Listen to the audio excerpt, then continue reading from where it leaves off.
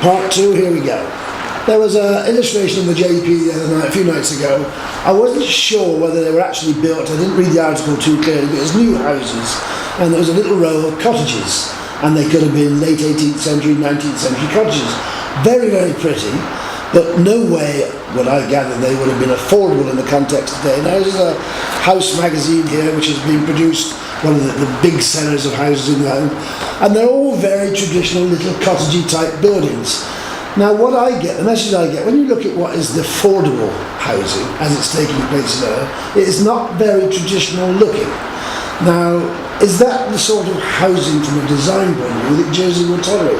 Because obviously people somewhere along the line are producing very traditional buildings.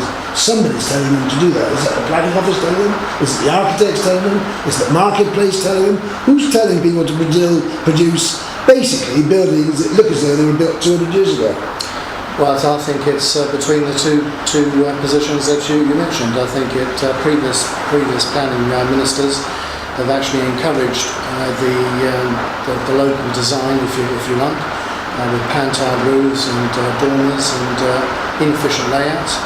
And developers seeking to actually achieve their permissions have obviously said, well, if we do what the planning minister wants, then we're more likely to get a permission.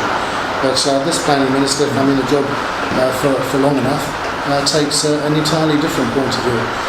In order to bring prices down, you have to actually look at density, you have to look at the amenities of the internal layouts, and the space that's available. And in all these instances, there are huge improvements that could be made by moving towards less traditional and more modern forms. But you know, you're sustainable as part of your firm's activity. Solar panels, heat pumps, all these sorts of things, they cost money. They sound good, and it's what sustainable means, but is it compatible with affordable? Can it be done? At the construction stage, the capital cost for renewable technologies, whether that's heat pumps, solar or any other form, is generally higher, and sometimes significantly higher capital cost at install than traditional methods. What you do know then is you have to focus on the end user and their time in the building and the lifespan of that building. Because all we know about fossil fuel energy sources is that they will not get any cheaper than what they are now, whether it's gas, oil, electric. How much more expensive they'll be in 2 years' time, 5 years' time, and 20 years' time, we don't know. We have certain technologies in solar, photovoltaics, for electricity generation. They're coming on leaps and bounds, but they are the one technology that probably you could get the most up-to-date system now. And in 5 years' time, it's going to look obsolete by what has been released by industry. So, you know, if you're looking at a 25-year payback on a technology, why do you want to be? If you were to do a super efficient, energy efficient house, how much would that add to the build cost? If you build a £200,000 house, how much would that add to it, to put onto it? If we look purely at the fabric, and the best place to make a house efficient in terms of its demand on energy, the best way to make a house efficient is to pay attention to the structural fabric. How well insulated is it? How airtight is it? The second place to look at is orientation and negating solar gains in summer and increasing solar gains in winter. So you use the earth, the sun, to naturally heat and cool your house. We have a terrible thing over here where we have this preconceived idea that the front elevation of your house has to face the road square on, and that doesn't matter if your house is now facing north, south, east or west. We'll have estates where we'll generate a particular house model type, and that'll be rolled out across the entire estate. So somebody's back garden is south-facing, fantastic. The person across the road from them has got exactly the same house, but it orientates to the north.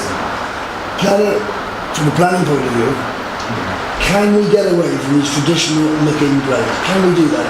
And incorporate these things in the scheme which you have there, I forget what name they call it, the famous architects design these innovative schemes. Can we do that in Jersey? Will the planners accept it? Will the architects produce it? And will the public buy it? Yeah, I'm sure we can, but the people you left out of the equation there is the general public.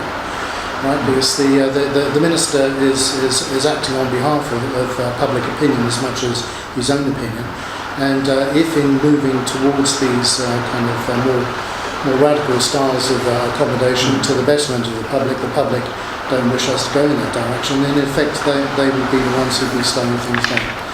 The other thing to consider is that because we don't have a huge number of open green fields which need to be rezoned or be rezoned, or brownfield sites even, people have to realise fairly and squarely that any building that's going to take place into the future to improve our housing stock is going to be of the regeneration type in the built-up areas, and that's indeed what the Isle of Man says. Your clients, Derek, you must have designed hundreds of houses over the years, but in this price bracket range, you're not going to get many people come to you as a person saying, I want to build a £200,000 house.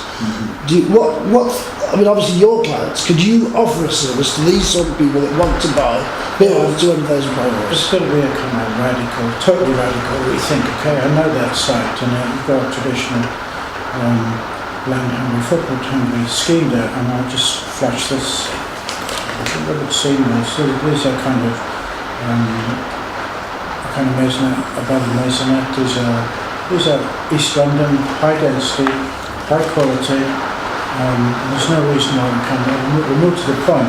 The kind of sites we got in town are typically like infill sites, difficult. And if you travel, there's a Vienna scheme. It's a completely different way of looking at buildings. This is incredibly cheap to build. It's just concrete, okay, and sprayed insulation on it.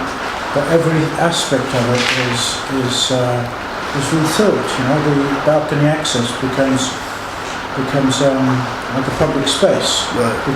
But would those, you see those structures, they're all looks very like an office block, but they're not affordable. Are they? They're not affordable to build. I'm sure. Absolutely.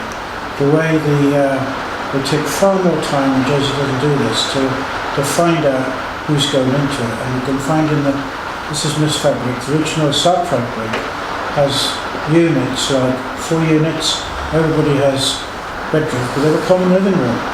Where the families are known to each other and have one big living room, would you believe?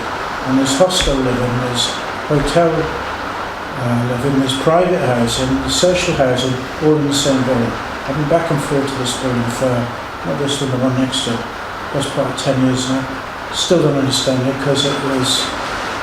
Jersey can do this. Jersey doesn't think hard enough about who's going into these places. I've just been, some weeks ago, I was dealing with two couples going to jointly buy a house which is only the size for one couple, but in order to afford it, two couples are going to buy it. Now, they won't. Even I don't think the four people would have achieved an income of 56,000. I don't think they will. I mean, this is quite extreme. The reality is, for lots of people, are on very low wages. And this is the sort of solution, because everybody wants to aspire to own their house. I think if they do, a lot of people do. If they're on very low wages, what is going to happen to them? What future is then for them? Well, that's the point. I mean, there will always be a need and a desire for some people to rent accommodation. But the real question is that Jersey as a society has got to decide the level of housing provision that is only for rental compared to home ownership. If you look at the stated aims and strategies of the housing department at the moment, it is somewhat ironically to increase the level of home ownership. But if you look at the record of what the housing department have done over the last 10, 20, 30, 40 years, it's not a great deal compared to other jurisdictions.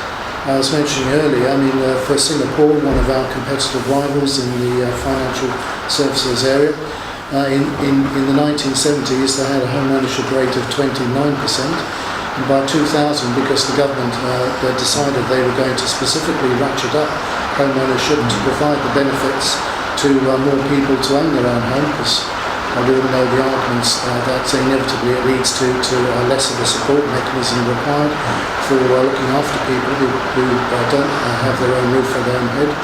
And by 2000 they were up to 92%. Now Jersey's home ownership level at the moment is stuck around about the high 40% mark, which it doesn't really show what is available if there's a political will and a general desire on behalf of the public to move in this particular direction.